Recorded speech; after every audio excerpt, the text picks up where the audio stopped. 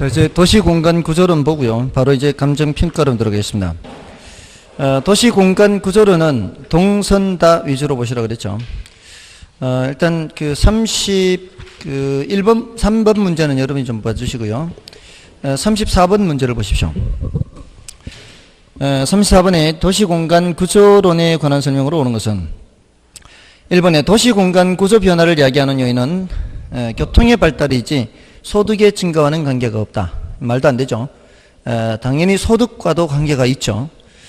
다음에 버제스는 도시의 성장과 분화가 주요 교통망에 따라 확대. 교통망을 얘기한 사람은 버제스가 아니고 이 호이트의 선형 이론이죠. 버제스는 동심원 이론이지 않습니까? 다음에 호이트는 도시의 공간 구조 형성을 침입 경쟁, 천위 등의 과정으로 나타난다고 봤다. 이거는 버제스의 버제스의 동심원 이론에서 나오는 얘기고요. 그다음에 동심원 이론에 의하면 점이지대는 고급주택지구보다 도심으로부터 원거리에 위치한다. 동심원 이론에서 점이지대는 어디 있어요? 중심 업무지대 바로 이웃에 있죠. 그 다음에 뭐예요? 저소득 주거지대. 그 다음에 중고소득 주거지대. 맞나요? 점이지대가 제일 안쪽에 있잖아요. 중심 업무지구 바로. 그러니까 틀렸죠. 그 다음에 다핵심 이론의 핵심 요소에는 공업, 소매, 고급주택 등, 그러니까 다핵심 이론에서는 여러 개의 핵이 있잖아요. 공업을 나타내는 핵이 있고 소매, 고급주택 여러 개의 핵이 있습니다. 그런 것들이 도시 성장에 맞춰서 핵심의 수가 증가하고 특화될 수 있다. 5번이 옳은 말이고요. 다른 말들은 다 지금 섞여 있어요. 그래서 틀렸고요. 그 다음에 35번은 이제 여러분이 봐주시고요. 36번을 볼까요? 다음에서 설명하는 도시 공간 구조 이론은 했죠. 미국의 도시 경제학자인 호이트가 주장한 호이트의 선형 이론이죠.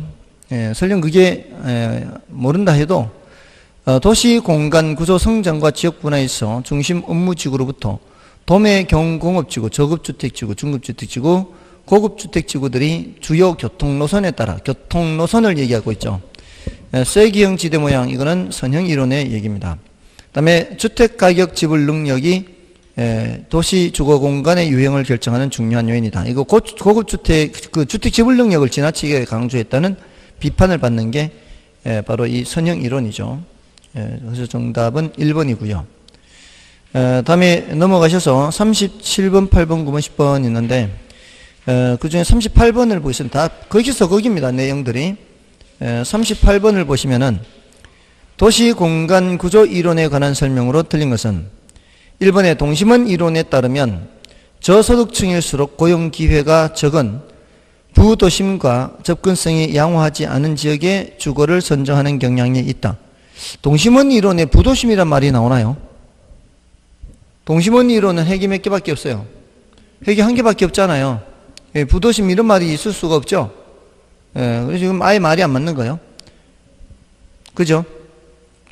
그리고 저소득층은 도심의 접근성이 좋은 곳에 있어요. 접근성이 안 좋은 곳에 있어요. 동심원 이론에 저소득층 사는 곳이 어디예요? 이 주변에 사는 거 아니에요? 여기 주거 환경이 안 좋아. 여기에 저소득층 살잖아요. 여기도 주거 환경이 안 좋죠. 그러니까 도심에 가까운 곳에 살아요. 바깥이 누가 살아요? 고소득 주거층, 통근단지대. 그러니까 소득 수준이 낮은 사람들이 오히려 안쪽에 살죠. 주거 환경이 좋지 않고, 그리고 범죄나 질병 발생 빈도가 높죠. 그래서 1번은 아예 맞는 말이 아니고요. 다음에 선형 이론에 의하면 고소득층의 주거지는 주요 교통노선을 축으로 하여 접근성이 양호한 지역에 입지하는 경향이 있다. 선형 이론의 고소득층 주거지는 그렇게 되죠. 다음에 동심원 이론에 의하면 점이지대는 고소득층 주거지역보다 도심에 가깝게 위치하죠. 이거 앞에서 나왔던 거잖아요.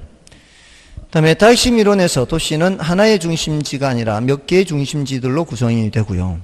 다음에 동심원 이론은 도시 공간 구조를 도시 생태학적 관점에서 접근했죠. 도시가 성장한다 이런 말이 무생물을 생물인 것처럼 그렇게 취급을 한 거죠. 다음에 39번의 경우는 이게 정답이 5번 지문인데요. 요거는 정답 지문이 난이도가 좀 높고 중요도가 낮은 거예요. 그래서 요거는 5번 지문에 일단 신경 쓰지 마시고요. 마샬의 준지대와 관련된 내용이거든요. 다른 거 1번, 2번, 그다음에 4번 요걸 더 주의해서 보시고요. 지금 3번에 헤이그의 마찰 비용 이론이 또 나오고 있죠. 헤이그의 마찰 비용 이론은 바로 교통비와 지대 요걸 이제 얘기했잖아요. 참고로 보시고요. 나머지는 됐습니다. 여러분이 봐주셔도 되겠고요. 자, 이제 감정평가론을 가보겠습니다. 자, 감정평가론은 페이지가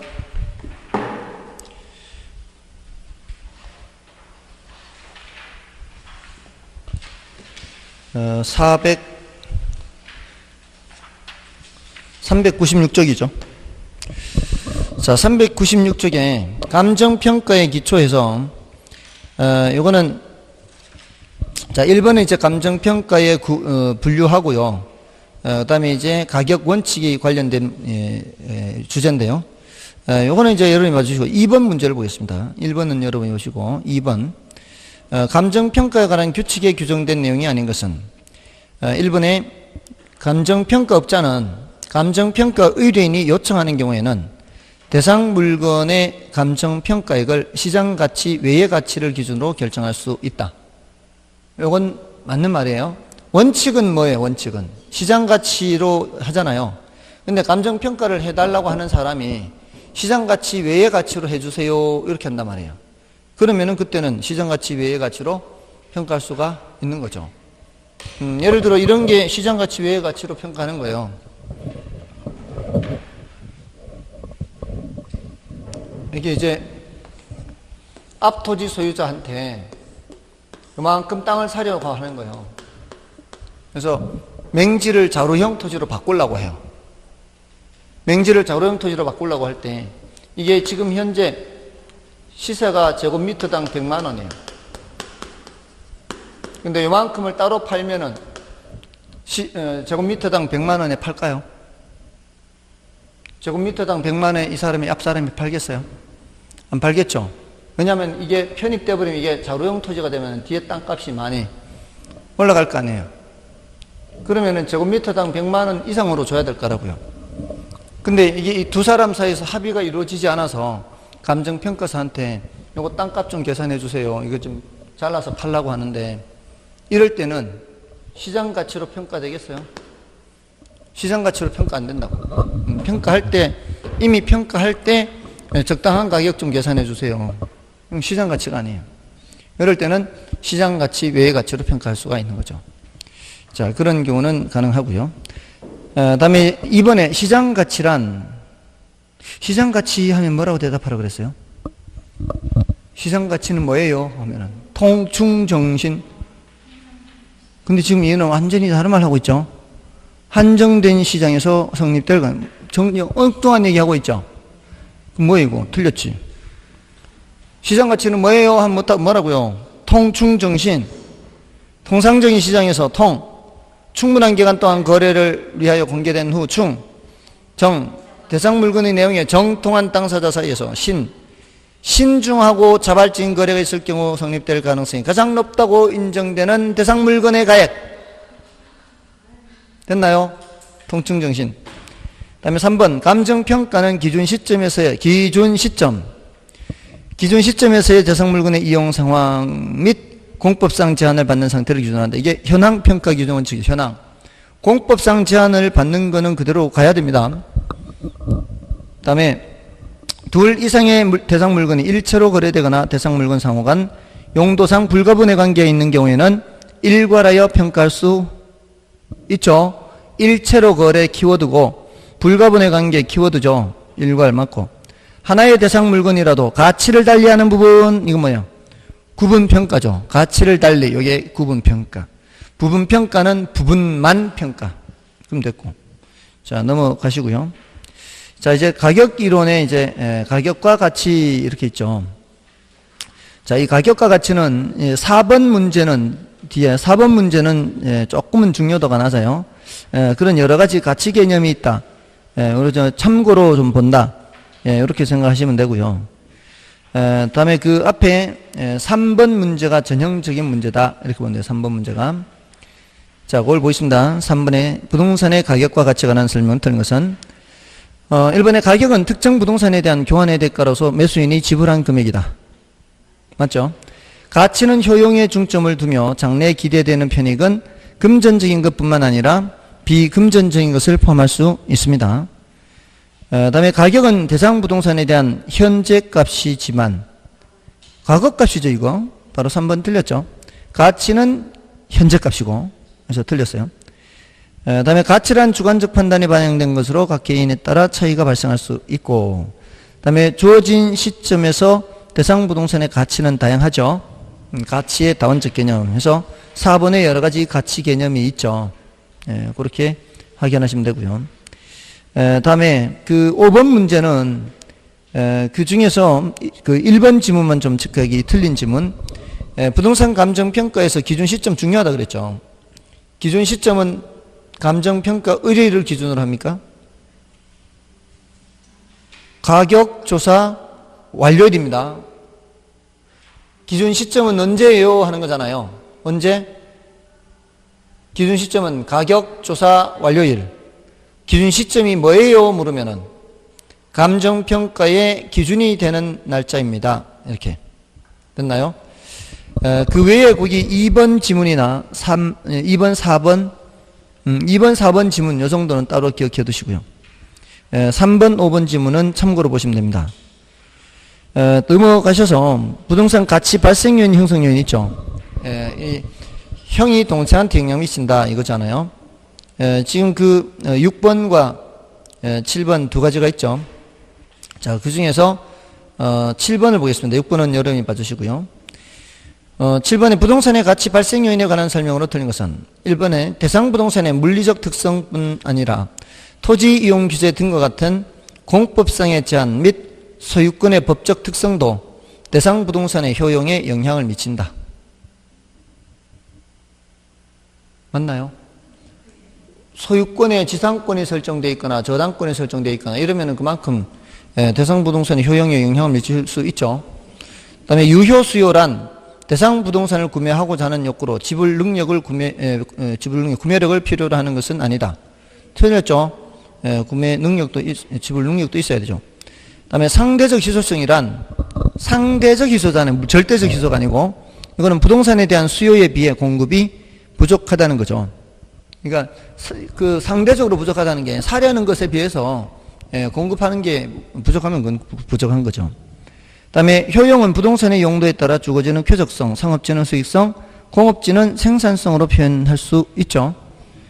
이 중에 주어지는 쾌적성 뿐만이 아니라 편리성도 있을 수 있습니다. 쾌적성과 편리성 다 가능하죠. 쾌적성과 편리성에서 만약에 둘 중에 하나만 선택한다면 뭘 선택해요? 편리성을 선택해야 되죠. 그 다음에 부동산의 가치는 가치 발생 요인들의 상호 결합에 의해 발생한다. 그렇죠. 그래서 정답은 2번이었고요. 지금 8번, 9번부터 8번, 9번, 10번, 11번, 12번까지 이게 다 가격 원칙과 관련되죠. 가격 원칙과 관련되는데 그 중에서 뭐 8번은 여러분이 봐주시고요. 자, 9번을 볼까요? 9번. 감정평가에서 가격 제원칙에 관한 설명으로 틀린 것은 제가 세 가지 어떤 것이 꼭 체크하라 그랬어요.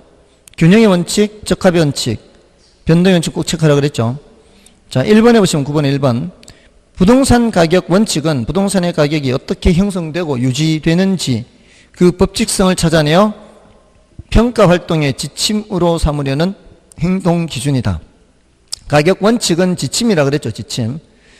다음에 대체 원칙은 대체성 있는 두 개 이상의 재화가 존재할 때 그 재화의 가격은 서로 관련되어 이루어진다는 원칙으로 유용성이 동일할 때는 가장 가격이 싼 거죠. 맞고요. 다음에 균형의 원칙은 내부적 관계의 원칙인 적합의 원칙과는 대조적인 의미로 지금 내부적 관계의 원칙인 적합의 원칙 하면 안 되죠. 지금 적합의 원칙은 무슨 관계 원칙이에요? 외부 관계 원칙이 적합의 원칙이죠. 이거는 뭐 국어 문제잖아. 국어. 그래서 부동산 구성 요소의 결합에 따른 최유형. 자, 이거는 그 윗분에 문구가 틀려서 그렇죠. 수식어 문구가 내부적 관계가 아니라 외부적 관계 이렇게 해야 되고요. 그다음에 기여의 원칙은 부동산의 각 구성 요소가 각각 기여하여 부동산 전체의 가격이 형성된다는 원칙이다. 생산비 합이 아니라 기여도의 합이다. 이고요. 그다음에 변동성의 원칙은 재화의 가격이 그 가치 형성 요인의 변화에 따라 달라지는 것으로 부동산의 가격도 사경행 요인이나 부동산 자체가 가지는 개별적 요인에 따라 지속적으로 변동한다는 것을 강조하는 것이다. 그래서 뭐를 정해놔야 된다. 기준 시점을 정해놔야 된다. 자꾸 상황이 변하니까. 그리고 시점 수정도 해야 된다. 그런 얘기죠. 지금 이것도 결국은 보세요. 균형의 원칙, 적합의 원칙과 관련되는 것이 정답이 되고요. 그 다음에 8번도 마찬가지고요. 10번도 마찬가지예요. 11번, 12번 다 지금 뭐 좀 다 균형의 원칙 이것만 알면 되는 정도죠. 그래서 요거는 나머지는 여러분들이 좀 확인해 보십시오. 다 뭐 그렇게 특별히 설명드려야 될 내용들은 없으니까요. 요거는 여러분이 봐주시고 나머지는 자 지역 분석, 개별 분석으로 보겠습니다. 지역 분석, 개별 분석에서는 이것도 난이도가 높지 않아요. 대체로 그 뜻을 묻거나 아니면은 그 지역 분석의 대상 뭐 이런 것을 묻는데 다만 그 409쪽에 가면 17번 문제 있죠. 17번 문제는 난이도가 높아요. 그 최유효 이용 우리 이제 그 개별 분석을 통해서 뭘 판정해요? 개별 분석을 통해서 최유효 이용을 판정하잖아요. 최유효 이용에 관한 것으로서 17번은 난이도가 좀 높으니까 이거는 별로 신경 쓰지 마시고요. 13, 14, 15, 16 이렇게 이제 신경 쓰면 돼요. 자, 13번을 보겠습니다. 13번.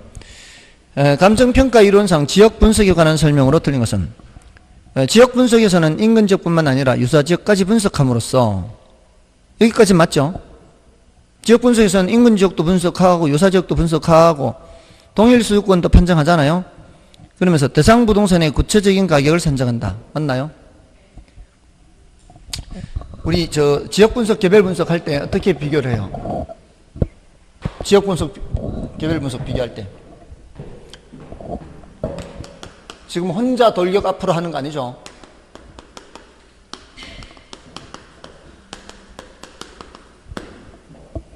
돌격 앞으로 해서 뛰어나갔는데 서대원은 한 명도 안 나오고 서대장만 앞으로 나가서 총알바지가 되고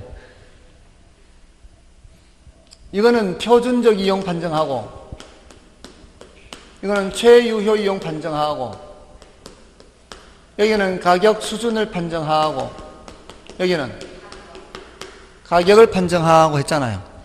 그 문장의 첫 머리가 뭐예요? 주어가 뭐예요? 지역 분석은 맨 끝에 가서 뭐라고 돼 있어요?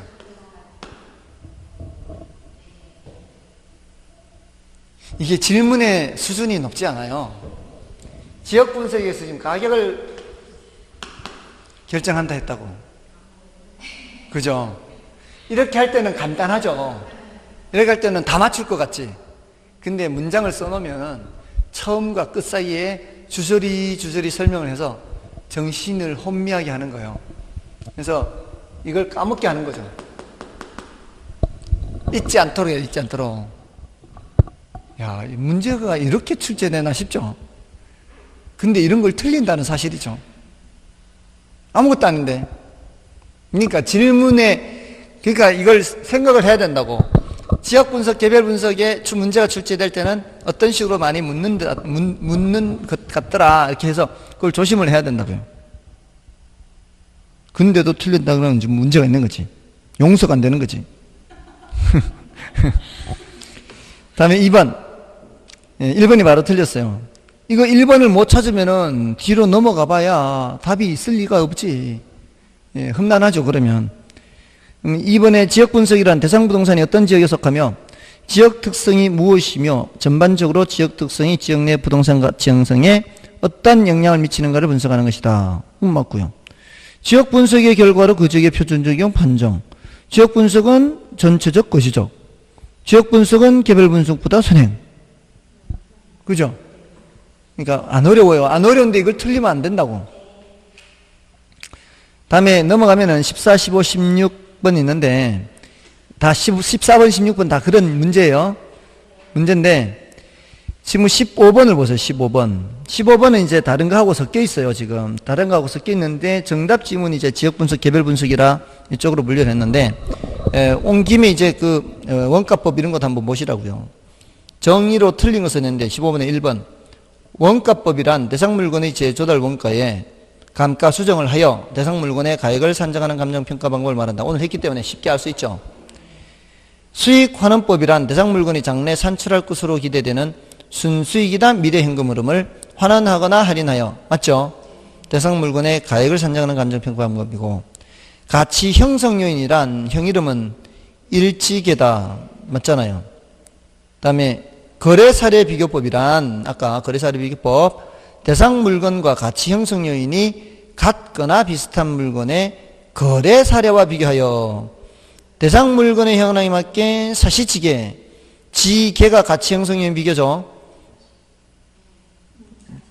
가치 형성 비교가 지계산 일치계 중에 일반 요인 중에 어떤 사시지계잖아요, 사시지계 등의 과정을 거쳐 대상 물건의 가액을 산정하는 감정평가 방법을 말한다.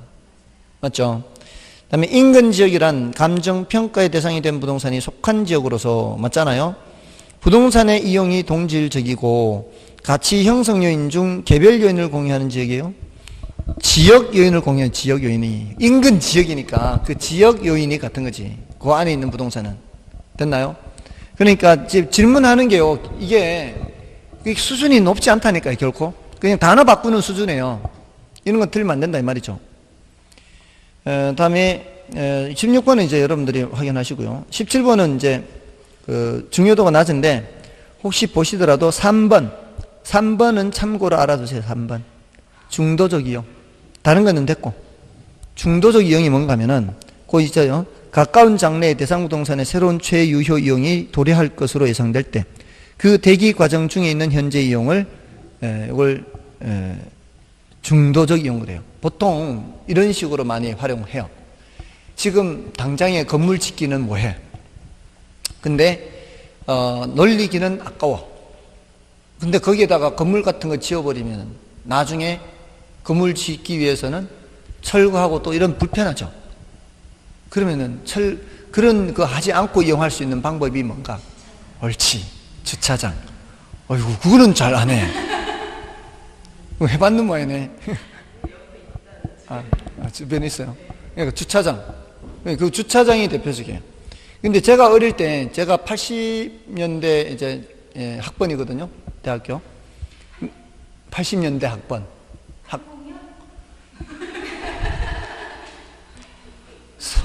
이제 장난친 거죠? 혼나요, 그러다가?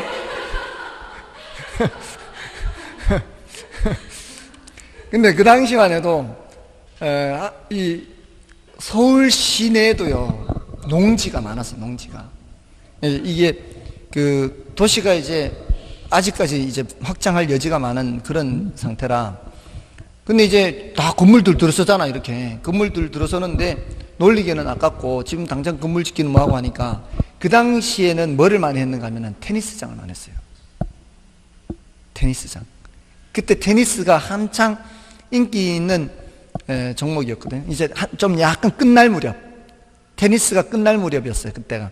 제가 초등학교 6학년 때부터 테니스가 막 이제 들어오기 시작했거든요. 그러면 학교 선생님들이 테니스 운동장에 테니스 치고 이런 분들이 많으셨는데, 제가 이제 초등학교 때니까 6년 지나 고등학교 졸업하고 6년 지났으니까 이제 중학교 고등학교 그 무렵 되면은 이제 테니스는 좀 약간은 이제 한물 가는 그런 상황이었죠. 그때 새로 뜨는 종목이 뭔지 아십니까? 80년대 후반 새로 뜨는 스포츠 테니스 다음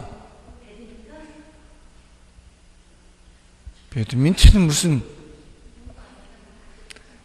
그런 거 말고 좀 우아한 거 볼링 골프는 그 다음이지. 볼링이 먼저 나와. 볼링이 먼저 나오고, 저도 그때 볼링에 빠져가지고 한참 볼링을 했었어요. 근데 볼링 다음에 이제 골프지. 볼링 다음에 골프예요. 그 다음에 뭔지 아세요? 승마. 소득 수준이 올라가면서 단계를 거치는 스포츠 종목이 그래요. 벌써 승마까지 갔는가 봐요. 예? 그래서 그게 이제 유행을 타게 되면은 그게 이제 돈 벌 기회가 거둔 데 있다 이 말이에요. 그러니까 예전에 테니스 용품 가게 하고 뭐 이렇게 하다가 그 다음에 이제 볼링 지나 이제 골프 용품, 골프 가게 돈 많이 벌었잖아요. 그러니까 그 다음에는 이제 승마 쪽으로 가는 거죠. 조금 더 소득 수준이 올라가면. 아무튼 그렇습니다. 자, 이제 감정평가 3방식으로 가셔서요. 자, 3방식의 접근 원리죠. 자, 요거는 앞에서 지금 원가법 했잖아요. 수익하는 법 했죠. 그 411쪽. 이제 넘어가면 돼요. 411쪽 감정평가 3방식 가면 돼요. 18번에 감정평가에 관한 규칙의 용어 정의잖아요. 1번 원가법 앞에서 했잖아요. 수익하는 법 했잖아요. 시장가치 아까 나왔죠. 통충정신. 적산법 안 나왔죠. 이것만 확인해 볼게요. 적산법은 뭐예요? 기준 시점에 있어서 대상 물건의 가격을 기대 이율로 곱하여 산정한 금액에 사정보증 등을 가하여 임료를 산정하는 방법을 말한다. 사정보증이 어디서 나오는 말이에요? 비교방식이 나오죠. 비교방식에서 나오는 말이 사정보증이에요. 적산법하고는 안 어울린다 이 말이에요. 적산법은 뭘 계산하는 거예요? 적산 임료를 계산하죠. 요 정도는 알아두세요. 기초가액 곱하기 기대이율 더하기 필요재경비 공식 정도. 필요재경비 필요한 모든 경비란 뜻이에요. 그래서 기초가액이 대상 물건의 가격입니다. 대상 물건의 가격을 뭘로 곱하여? 기대이율로 곱하여 산정한 기대수익. 이게 기대수익이라는 얘기예요. 이게 기대수익에 사정보증을 하는 게 아니라 대상 물건을 계속하여 임대하는 데 필요한 임료를 더하여 해야 돼요. 기대수익에 그때 했잖아요. 기대율로 곱해 산정한 기대수익에 산정한 금액에 이 자리를 산정한 기대수익에 이렇게 바꾸고 뒤를 뭐라고 표현한다고요? 대상 물건을 계속하여 임대하는데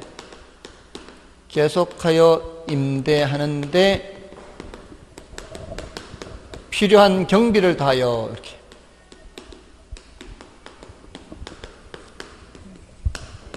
뒤에 나옵니다. 또 뒤에 나와요. 이렇게 자꾸 이렇게 읽다가 보면 이제 나중 되면 이제 익숙해지는 거죠. 더하여 임료를 산정하는 감정평가 방법을 말해요. 그리고 거래사례비교법도 앞에 나왔잖아요.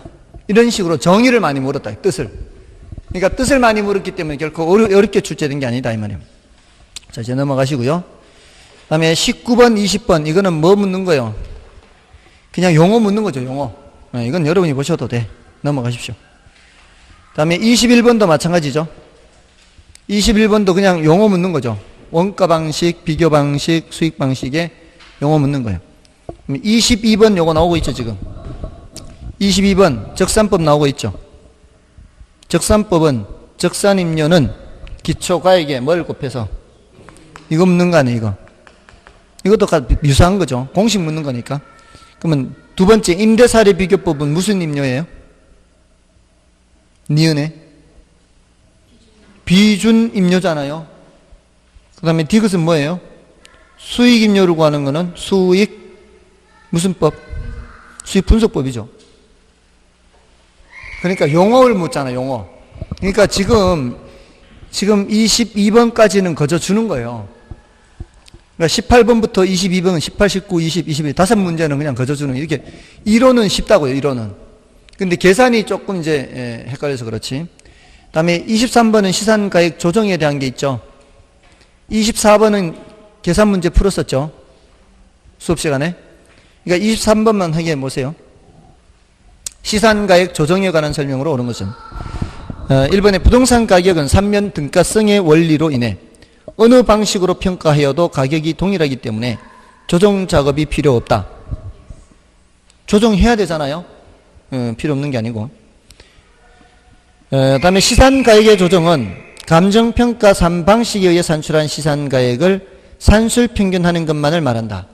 가중평균 해야죠. 밑에 24번에 가중평균 했지 않습니까? 수업시간에. 그 다음에 시산가액 조정은 평가 시 사용된 자료의 양, 정확성 및 적절성 등을 고려하여 각각의 방법에 가중치를 두어 가격을 결정하는 것이다. 이게 옳은 표현이죠. 그 다음에 세 가지 평가 방식을 적용시켜 각각 산출한 가격이 대상 부동산의 최종 평가 가격이다. 각각 계산한 거는 최종 평가 가격이 아니고 뭐라 그래요? 시산가액이라고 하죠. 시산가액, 각각의 방식에서 계산한 걸 뭐라고 한다? 시산가액. 그러니까 비교 방식으로 가격 구한 거는 비준가액, 원가 방식으로 가격 구한 것은 적산가액, 수익 방식으로 가격 구한 거는 수익가액. 이게 뭐라고요?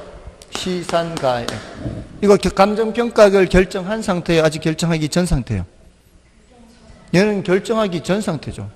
결정하기 전에 시험 삼아 계산한 이런 의미예요. 시험 삼아 계산한. 그래서 틀린 거죠.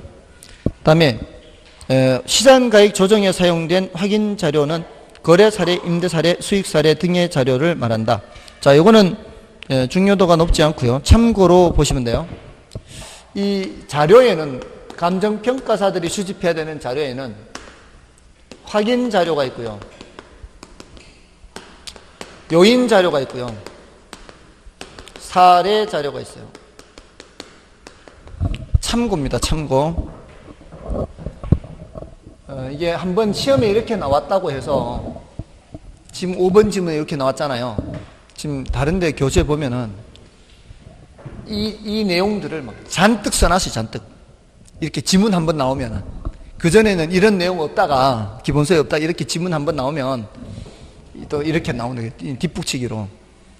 저는 기본서를 만들 때 이런 말이 나와도 안 해요. 기본서에 수록 안 합니다.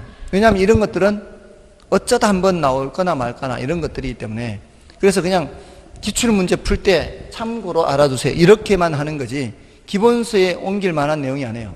기본서에 옮겨버리면 이제 기본서만 분량만 많아지는 거죠.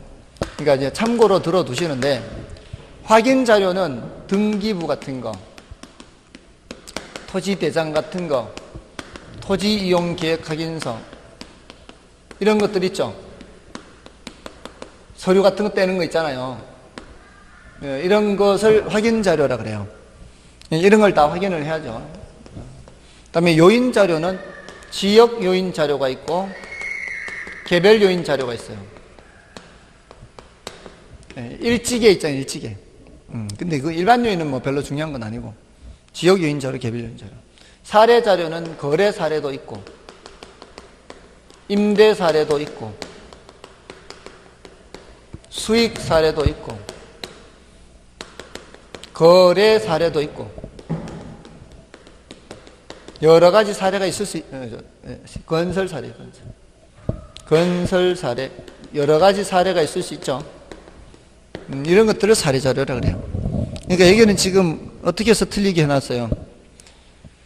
거래 사례, 임대 사례, 수익 사례 이런 것들은 사례 자료인 것이지 확인 자료가 아니죠. 그래서 틀린 거예요. 자, 넘어가셔서요.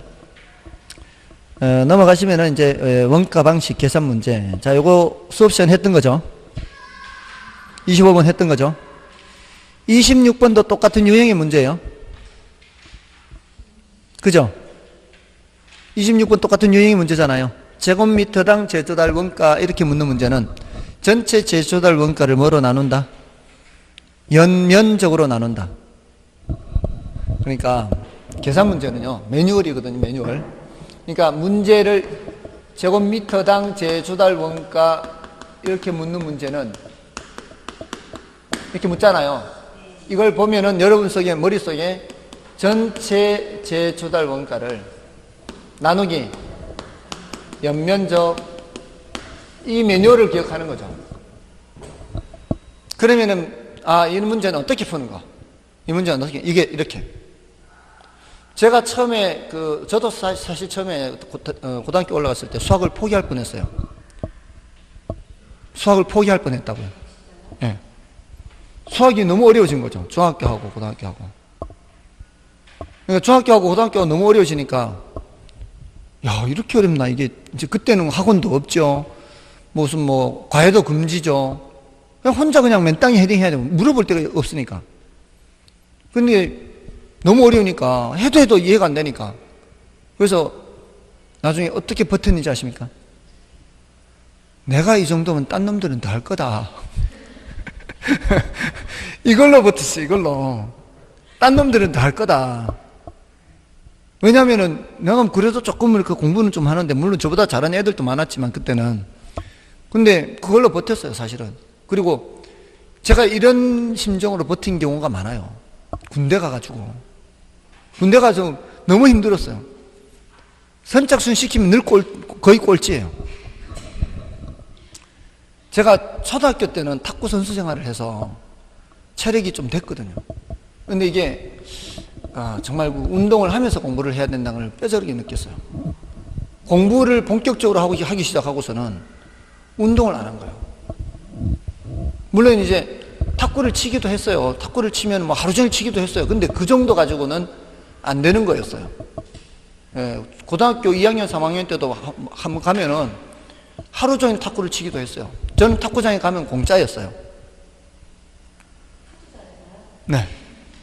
저는 탁구장에 가면은 그 탁구장 주인 아저씨라고 해야 되나, 형님이라고 해야 되나. 저는 가면은 점심까지 사줘요. 왜냐면은 제가 있으면은 다른 사람이 와서 이제 저하고 같이 치니까, 저하고 같이 이렇게 내가 파트너가 돼주니까. 혼자 와서는 탁구가 안 되잖아요. 근데 같이 쳐주는 사람이, 잘 치는 사람이 쳐줘야 되니까. 그래서 저는 이제 가면은 늘 가서 놀 때가 있어요. 가서 이제 노는 거죠. 하루 종일 탁구를 쳐도 괜찮았어요. 근데 그 정도 가지고는 체력이 안 되는 것 같아요. 아무튼 군대를 갔는데 선착순 하면 늘 꼴찌, 거의 꼴찌. 이제 완전히 꼴찌는 아니고 저보다도 못한 놈들이 있었던 거죠. 그러니까 걔네들 끝에 제 뒤에 있는 몇 명, 얘네들 덕분에 제가 마쳤어요. 쟤네들도 하는데. 그래서 선착순이 뭔지 아시죠? 여기 이제 이제 조교가 선착순 하면 이제 저 뒤에 꼴대가 있으면 여기 돌고 와야 되잖아요. 돌고 오면 한 서너 명만 끊고 다시 돌잖아요. 그럼 나는 절대로 이 안에 못 들어가. 절대로 못 들어가니까 돌고 올 때 나는 그냥 여기서 도는 거예요, 이렇게. 다른 애들 이렇게 갔다 올 때 이렇게 돌아도 이 안에 못 들어가. 이렇게 도는 사이에 여기 먼저 간 애들이 벌써 여기 도니까. 그러니까 이게 조교가 저를 보면은 혼낼 수도 있죠. 혼낼 수도 있는데 어차피 못 들어가니까 계속 도는 거죠, 이렇게. 여기 오다 보면 또 도는 거야. 그럼 또 갔다가 계속 도는 거야, 이렇게. 근데 그래도 버텼어요, 그냥. 정말 이 체력이 약한 상태에서는 군대가 정말 힘들었어요. 근데 지금은 자신 있어요.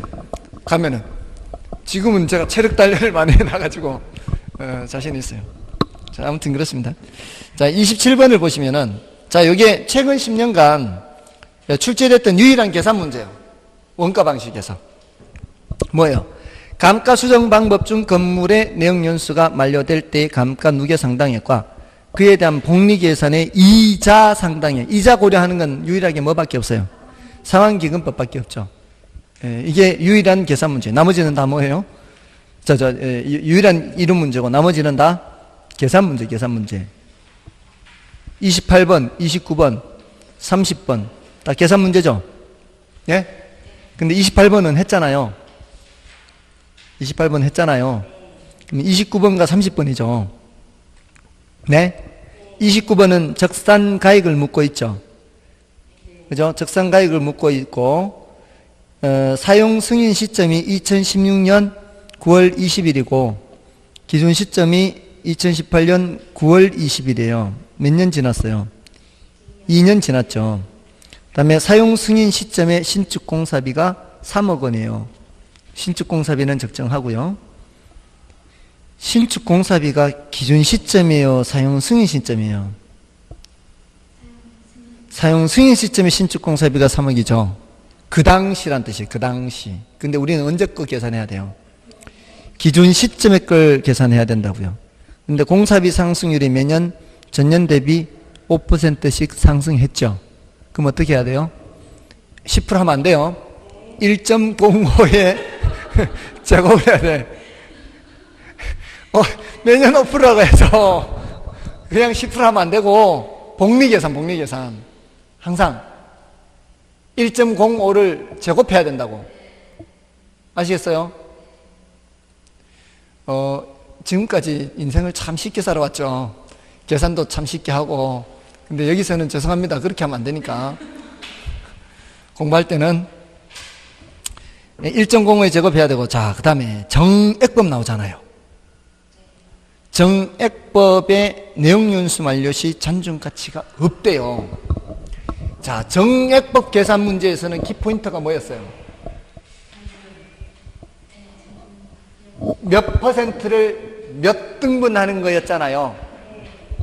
그러면 몇 퍼센트를 하는 게 내용윤수 만료시 잔존가치가 얼마인지를 봐야 될 거 아니에요. 내용윤수 만료시 잔존가치가 얼마예요? 없잖아요. 그럼 재조달 원가에서 감가 수정액을 해야 되는데 몇 퍼센트를 나눠야 돼요? 100%를 나눠요. 100%를. 내용윤수 만료시 잔존가치가 없으니까. 잔존가치가 10%가 있으면은 90%를 맞나요? 그래서 아까 이거 공식 이거였죠. 얼마를 몇 퍼센트를 몇 등분 하느냐 이 말이잖아요. 몇 퍼센트를 몇 등분 하느냐 이거란 말이에요.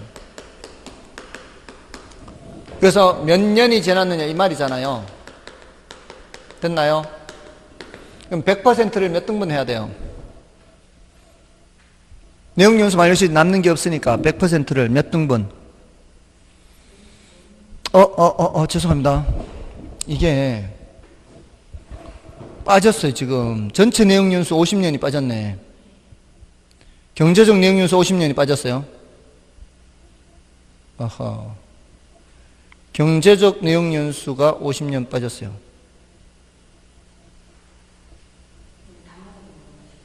예?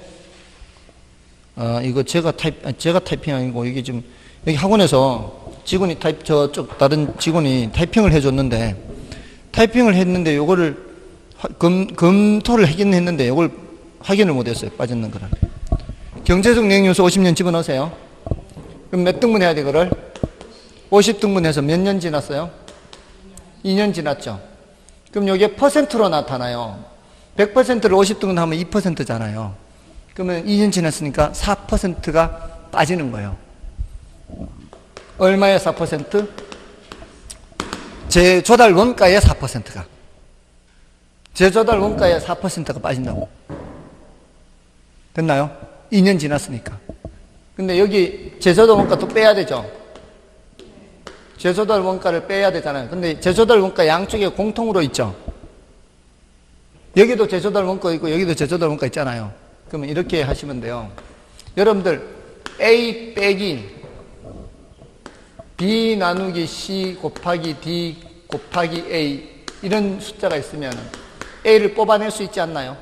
여기도 A 있고 여기도 A 있으면은 1 빼기 B 나누기 C 곱하기 D A를 바깥에서 곱할 수 있잖아요. 전개하면 여기도 어차피 A 이렇게 A 되잖아요. 중학교 1학년 분배 법칙이에요. 믿어주세요. 믿어요? 참말로 믿어요? 그러면 1 빼기 공식을 이렇게 바꿔 할 수 있어요. 몇 퍼센트를 몇 등분 여기에 몇 년 경과 곱하기 여기 바깥에 재조달 원가를 곱하면 돼요. 자, 앞에서 감가 수정액만 물으면 이렇게 하면 돼요. 감가 수정액만 물으면 오늘 수업 시간에 한 거는 감가 수정액만 했잖아요. 근데 적산가액을 물을 때는 적산가액은 적산가액은 이렇게 하면 된다고. 적산가액은 이렇게 하면 된다고.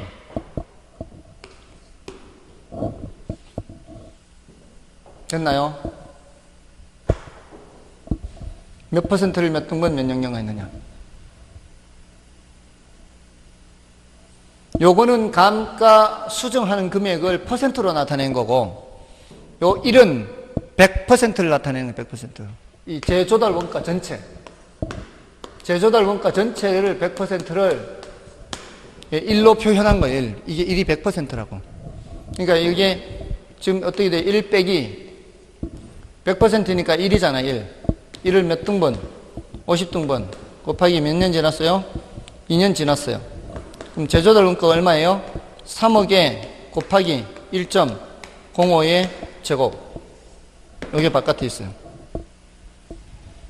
자, 그러면 1 나누기 50 하면은 0.022%. 곱하기 하면 0.04. 1 빼기 0.04 하면은 0.96. 그럼 0.96 곱하기 3억 곱하기 1.05의 제곱. 이렇게 하면 돼요. 안 되면 패스. 됐나요? 자, 다음에 30번은 중요도가 좀 낮아요. 이거는 정률법이니까 중요도가 낮으니까 해설 보고 되시는 분들만 보십시오. 넘어가시고요. 자, 비교 방식 보십시오. 비교 방식은 31번은 그냥 그 공시지가 기준법에 한 순서를 묻는 거니까 그건 별거 아니에요. 32번을 보세요. 32번은 사례 부동산의 사정 보정치를 묻고 있죠. 사례가 얼마에 거래됐어요? 면적이 1000제곱미터인 토지를 1억 원에 구입했죠. 이는 인근 지역의 표준적인 획지보다 고가로 매입했죠. 비싸게 거래했잖아요.